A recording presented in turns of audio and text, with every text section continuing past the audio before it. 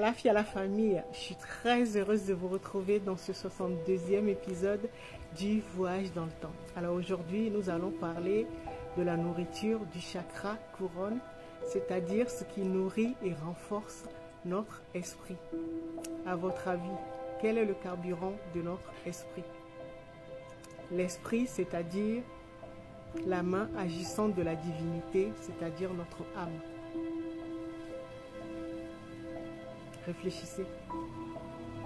L'esprit, c'est également l'architecte de notre réalité, de notre vie. Toute l'architecture qu'on trouve tout autour de nous. C'est également l'architecte de notre corps, de notre avatar. C'est l'esprit qui organise nos rendez-vous. C'est-à-dire les êtres que nous rencontrons, les expériences que nous faisons. C'est pour ça qu'on lui donne le titre de scénariste du grand film de notre vie. À votre avis, quel est son carburant? Bon, je vais vous le dire. Ce sont nos émotions. C'est pour ça qu'on dit que l'émotion est une prière.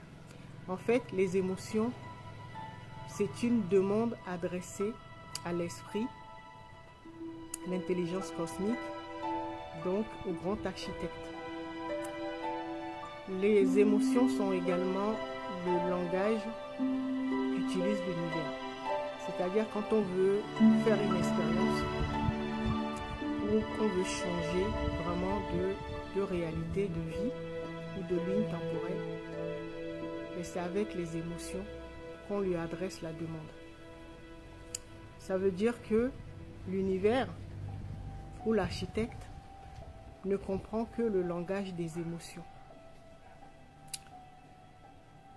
Si par exemple nous éprouvons la peur,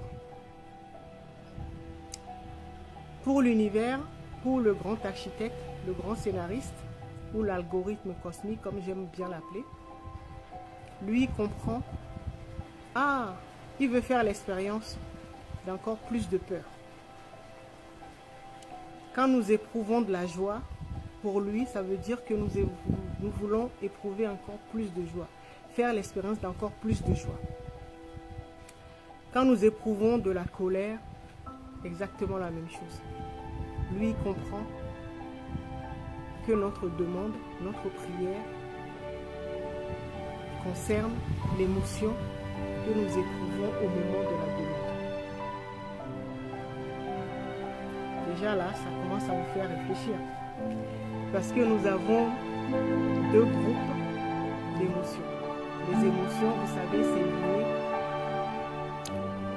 au monde astral. Donc nous avons le bas astral qui nous embête beaucoup et nous avons le haut astral.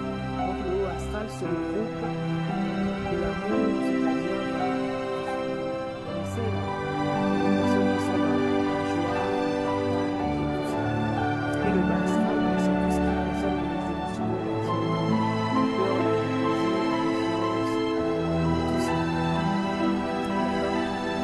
Alors, sachez également que les émotions, ce sont des émotions. Ça veut dire que nous avons l'égrégore de la peur, l'égrégore de la joie, l'égrégore de l'amour, l'égrégore de la colère, l'égrégore du manque, l'égrégore de l'insécurité.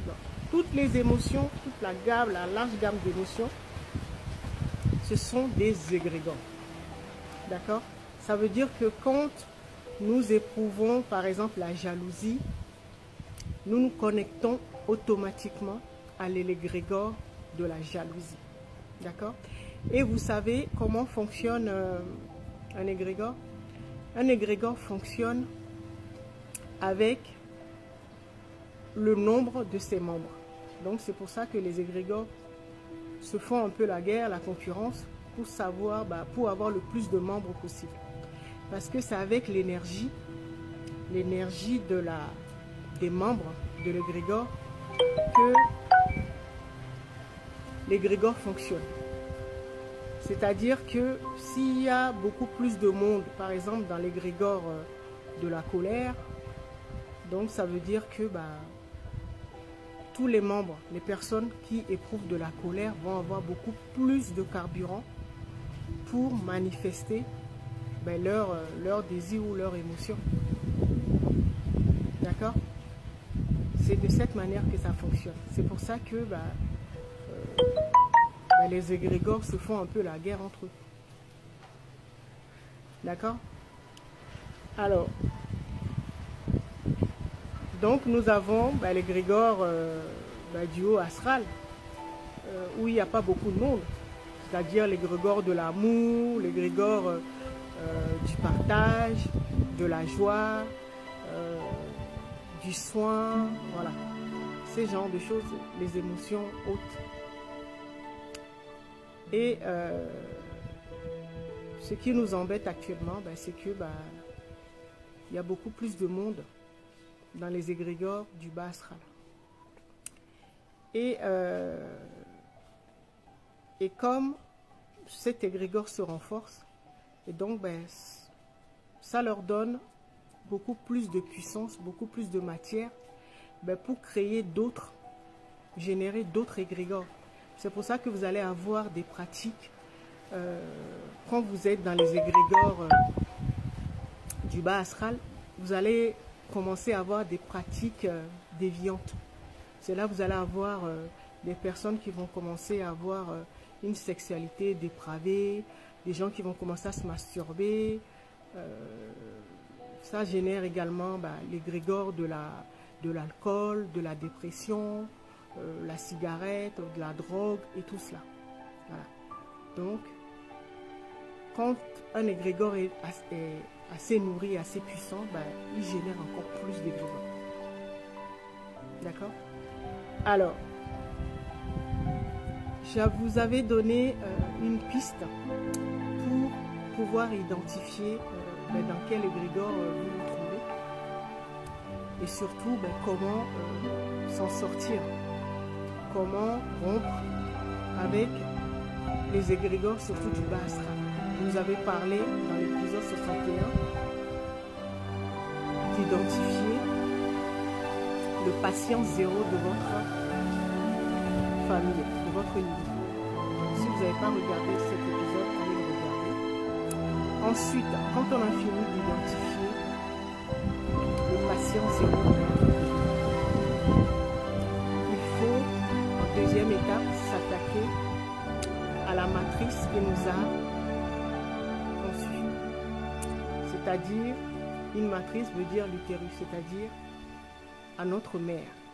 Donc, essayez de découvrir l'émotion que ressentait votre mère à votre naissance, déjà durant votre gestation et durant votre enfance. Est-ce que votre mère était heureuse avec votre père? C'est ça qu'il faut essayer d'identifier et savoir quelle est l'émotion dominante qu'elle éprouvait dans votre enfance. Voilà la deuxième chose qu'il faut faire. D'abord, le patient zéro. Ensuite, l'émotion dominante chez votre mère dans votre enfance. D'accord?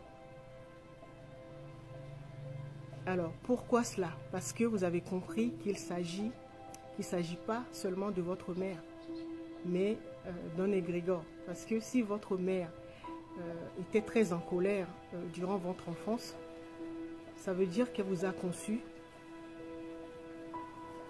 avec l'égrégore de la colère. D'accord? Et donc, vous allez devoir affronter l'égrégore de la colère parce qu'il ne s'agit pas seulement de votre mère. Et pour affronter un égrégore, il faut faire une alliance avec l'égrégore de la même puissance, mais à l'opposé, c'est-à-dire dans le haut astral. C'est comme ça qu'on procède. D'accord? Commencez à réfléchir à tout cela. Si vous voulez en savoir un peu plus, prenez rendez-vous, écrivez-moi un e-box.